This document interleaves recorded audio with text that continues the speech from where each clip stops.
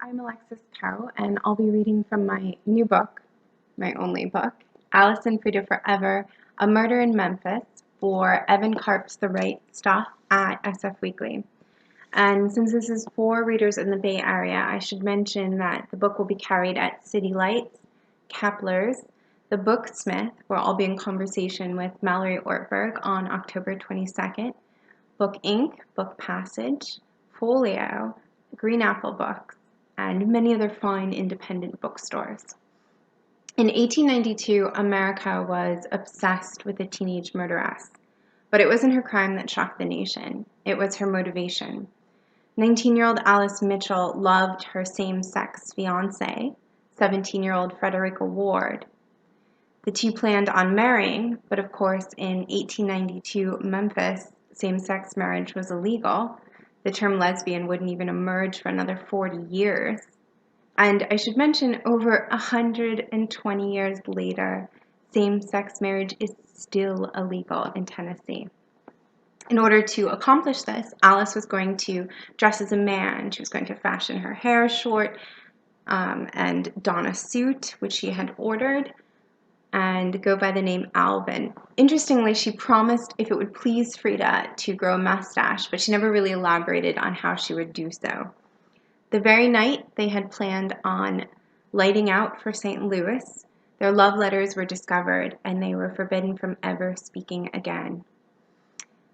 Frida moved on quite quickly, which left a heartbroken Alice even more desperate. With each unanswered letter, she grew more and more depressed, and by January, she had pilfered her father's razor.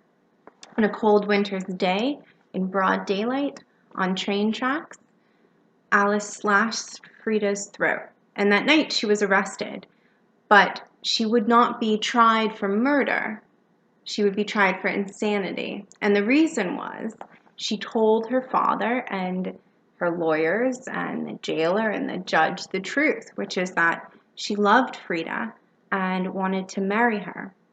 The idea of a childless marriage, a marriage that had no hope of producing progeny, and that passion could exist between two women, let alone that women could feel passion at all, was so foreign to the nation in 1892 that they thought it was nothing short of insane. And they used other words, which are pretty familiar to those who follow same-sex marriage today. Unnatural, strange, perverse. They called it an impossible idea. And Alice was judged by a jury whose, quote, chivalry exceeds their sense of justice. And as you can imagine, these fine men of Memphis, all white, all middle to upper class, agreed that Alice was indeed insane, and there was no medical expert in the entire state of Tennessee who was willing to refute that. Alice was remanded to an asylum where she died under mysterious circumstances just a few years later.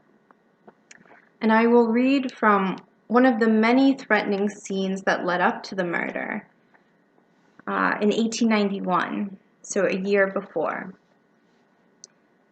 Frida was far more capricious with her affections, as Alice would soon realize, but in 1891, their greatest challenge was geographical. Frida's eldest sister, Mrs. Ada Volkmore, had moved to Gold Dust, a small town on the Mississippi River, and their father, the widower Thomas Ward, soon followed. He relied on Ada to look after Frida and Jo, Frida's elder sister. But the new city offered him more than just help with his youngest daughters.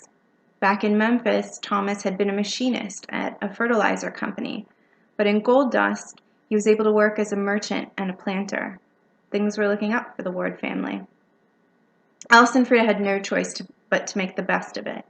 They no longer lived in the same city, but when they visited each other, they did so for weeks at a time. Every day was spent together, every moment precious. And the nights were advantageous too. After they kissed their families goodnight, it was expected that they would share a bed, their bodies close, their movements obscured under the covers. Long visits spent in such proximity had a downside, too.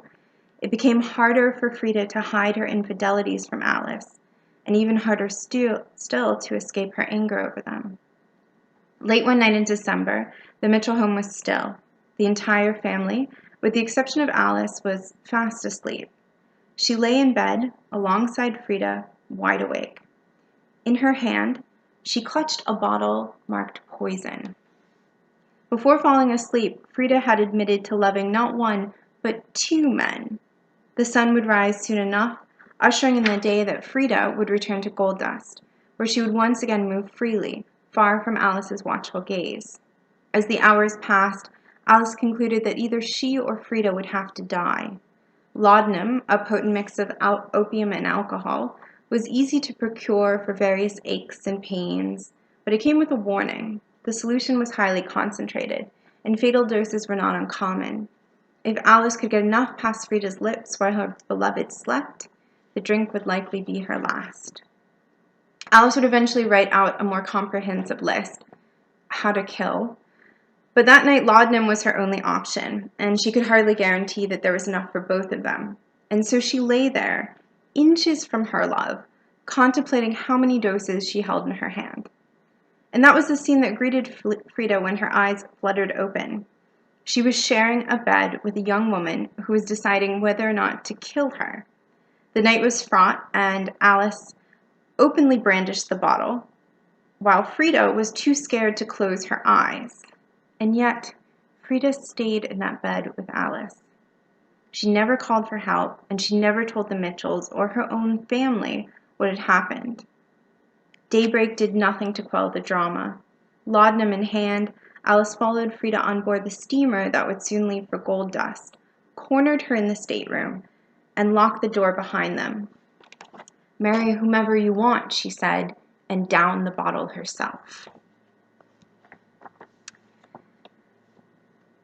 The trial challenged gender norms, and for the first time in Memphis, women were allowed to watch a trial, seated separately.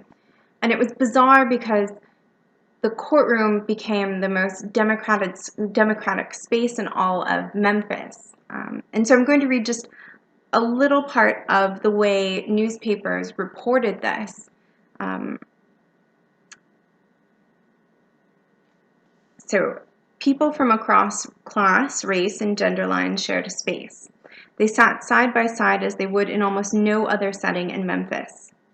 This is a bulk quote from a newspaper. Staid matrons and their young daughters sat cheek by jowl with women of doubtful character and women whose lack of all character was blazoned on their faces as plain as a pikestaff. There were white and black, mulattoes, quadroons, octoroons, and a sprinkling of the genus whose class has never been defined, all eager to see 2 of their sex in the peril of their lives, and hoping, perhaps, to hear something excitingly naughty. Female spectators, who Dubose, the judge, and founding member of the KKK, all-around terrible person, separated from the male spectators, featured prominently in print. The press, who were almost all white and male, never failed to describe the women's craning necks, distracting bonnet plumes, and artificial flowers, all with a palpable degree of disdain. The best place for ladies to watch during the trial is about 4 feet from the hearthstone, the Avalanche Appeal complained.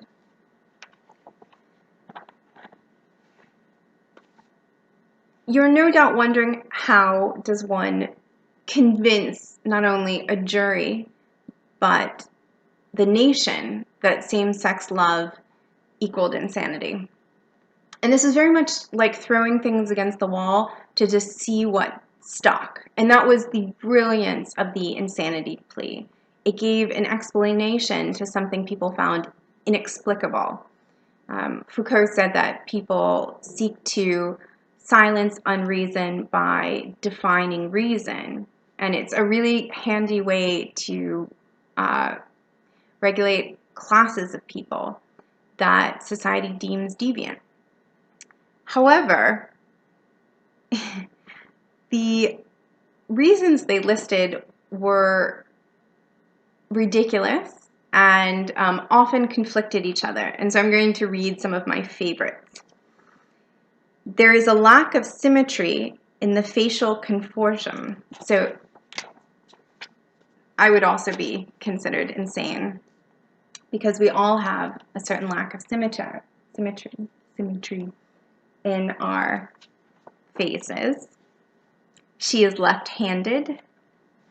At puberty, she displayed symptoms of excitability, because nobody does that at puberty. She intended to commit suicide, but forgot. Her face is larger on one side than the other. She is very childish. These two are my favorite.